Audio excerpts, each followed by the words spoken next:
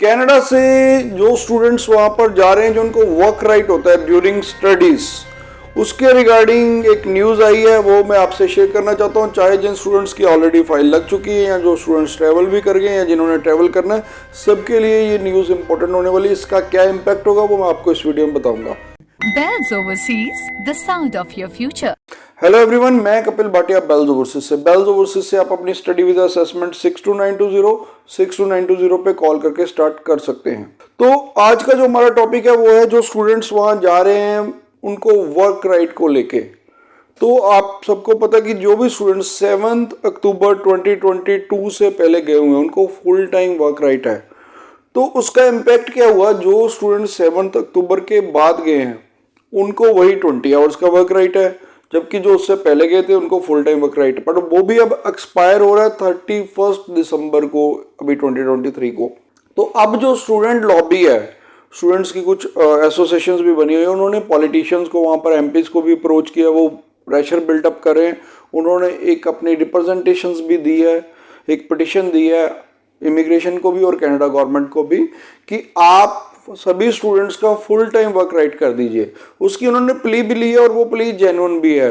Plea उन्होंने ली है कि आपको वहाँ पर हाउसिंग के प्राइसेस बढ़ चुके हैं, इन्फ्लेशन हुई है, इन्फ्लेशन के कारण जो ग्रोसरीज वगैरह या और जो डेली यूज़ की आइटम्स हैं उनके भी रेट्स बढ़े हैं, प्लस कुछ कॉलेजेस ने भी अपनी फीस बढ़ाई है। तो उन्होंने कहा कि जो आपने ये वर्क राइट दिया हुआ है ये बेसिकली उन्होंने लिविंग एक्सपेंस को कवर करने के लिए दिया, तो लिविंग एक्सपेंस अब बढ़ चुके हैं, तो इसलिए स्टूडेंट्स को भी वर्क राइट बढ़ा देना चाहिए कि फुल टाइम सबका कर देना चाहिए। लेकिन कनाडा की गवर्नमेंट ने इस पे अभी तक कोई डिसीजन नहीं लिया है। वो इसको मान भी सकते हैं और रिजेक्ट भी कर सकते हैं।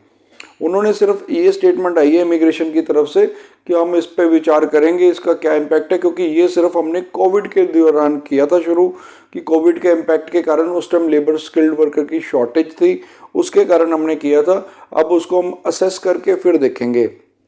हालांकि जैसा कि स्टूडेंट लॉबी है जो वो अपना पूरा प्रेशर डलवा रही है इमिग्रेशन पे या कनाडा गवर्नमेंट पे, तो अब जो स्टूडेंट्स का भी जो डिमांड है काफ़ी हद तक जेन्युइन है, लेकिन गवर्नमेंट इसको एक्सेप्ट भी कर सकती है, रिजेक्ट भी कर सकती है।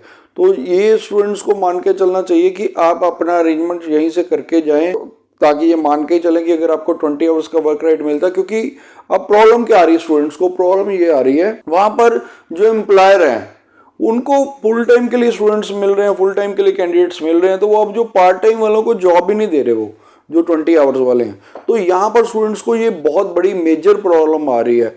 तो इसी का सोल्यूशन वो स्टूडेंट्स चाहते हैं कि या तो हमें भी फुल टाइम कर दिया जाए ताकि हमें भी जॉब दे सके। और अब जो एम्प्लॉयर हो जनरली प्रेफर कर रहे हैं फुल टाइम वर्कर को, क्योंकि जिसका स्टडी का कोर्स खत्म हो गया वो फुल टाइम के लिए जॉब कर लेता है।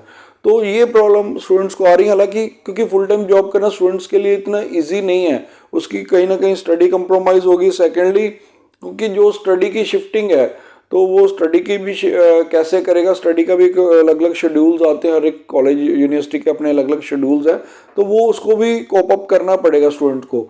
तो वो कहीं ना कहीं गवर्नमेंट ये भी देखेगी कि ये ना हो कि हम अगर फुल टाइम वर्क राइट करते हैं तो कहीं ना कहीं स्टडी कंप्रोमाइज़ हो। तो वो सारी चीज़ों का इम्पैक्ट देख के उसी के ऊपर डिसीजन लेंगे। फिर भी अगर आपका कोई क्वेश्चन है, क्वेरी, आप नीचे कमेंट कर सकते हैं। इसी तरह की अपडेट के लिए आप हमारे इस चैनल को सब्सक्राइब कर सकते हैं। Bells Overseas, the sound of your future.